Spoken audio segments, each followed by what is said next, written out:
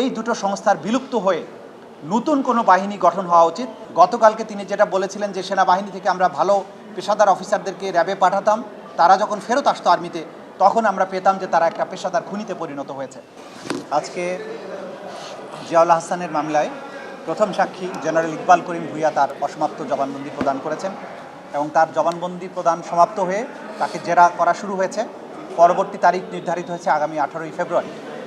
আজকে জনাব ইকবাল করিম ভূঁইয়া যে সমস্ত বিষয়াদি বলেছেন যে তিনি সেনাপ্রধান হিসাবে যখন ছিলেন সেই সময় র্যাব, ডিজিএফআই এবং বিজিবিতে যারা ছিলেন সেই সব অফিসারদেরকে কীভাবে মিসইউজ করা হতো সেই তথ্যগুলো তার কাছে নানানভাবে এসছে।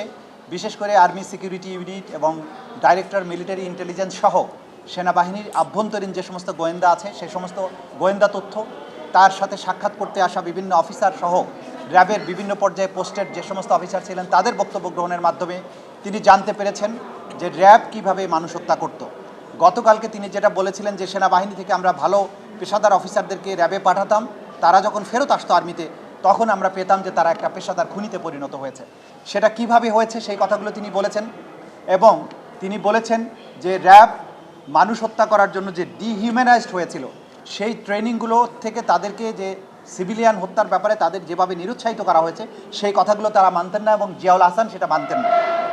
জিয়াউল হাসানের ব্যাপারে এই নরহত্যা না করার ব্যাপারে তাকে বহুভাবে বোঝানোর পরেও দেখা গিয়েছে যে পরবর্তী সময়ে শাপলা চত্বরে যেদিন গণহত্যা হয় সেই দিন জিয়াউল হাসানের সাথে আরেকজন অফিসার যাকে জনাব ইকবাল করিম ভূঁইয়া বুঝিয়েছিলেন, প্রতিজ্ঞা করিয়েছিলেন যাতে করে সে আর কোনো নরহত্যার সাথে সম্পৃক্ত না হয়। দেখা গেল যে শাপলা চত্বরে সেদিন গণহত্যার সম্পৃক্ত থেকে দুইজনে গলাগুলি করে ছবি তুলে গোলাগুলির শব্দতে বাইরে যে ধোঁয়াশাচ্ছন্ন পরিবেশ তৈরি হয়েছে সেটার মধ্যে দুজনে গলাগলি করে ছবি তুলে সেই ছবি আবার ফেসবুকে তারা পোস্ট করেছেন। আজকে ইকবাল করিম ভূঁইয়া সাহেব আরও বলেছেন, 3টি ঘটনার তিনি উল্লেখ করেছেন যে র্যাবের থেকে যারা মানুষ হত্যা করে আর্মিতে ফেরত আসতো তাদেরকে আমি জিজ্ঞাসাবাদ করেছি। 3 জনকে জিজ্ঞাসাবাদ করেছে তোমরা কতজন মানুষ হত্যা করেছো। একজন বলেছে আমি 6 জন মানুষকে হত্যা করেছি। তো বলেছে কয়জন, তার মধ্যে কয়জনকে তুমি নিজে হত্যা করেছো? বলেছে 2 জনকে নিজে হত্যা করেছি, বাকি 4 জনকে হত্যার সময় আমি উপস্থিত ছিলাম। তিনি জিজ্ঞাসা করেছেন যে এই হত্যা করার কারণে তুমি কত টাকা পেয়েছো? বলেছে যে প্রত্যেকটি হত্যার জন্য 10,000 টাকা। জিজ্ঞাসা করেছেন এই টাকা তুমি কি করেছো? তিনি বলেছেন যে এই হত্যাকাণ্ডের কারণে যে প্রাপ্ত টাকা সেটা আমি গ্রামের মসজিদে দান করেছি। জনাব ভূঁইয়া সাক্ষীতে বলেছেন যে এই সব অফিসাররা মানুষ হত্যা করার পরে যে মানসিক অপরাধ বোধে তারা ভুগত তার পরিণতিতেই হত্যাকাণ্ডের থেকে প্রাপ্ত অর্থটা মসজিদে দিয়ে এক ধরনের পাপের প্রায়শ্চিত্ত করার চেষ্টা করতে বলে তার কাছে মনে হয়েছে।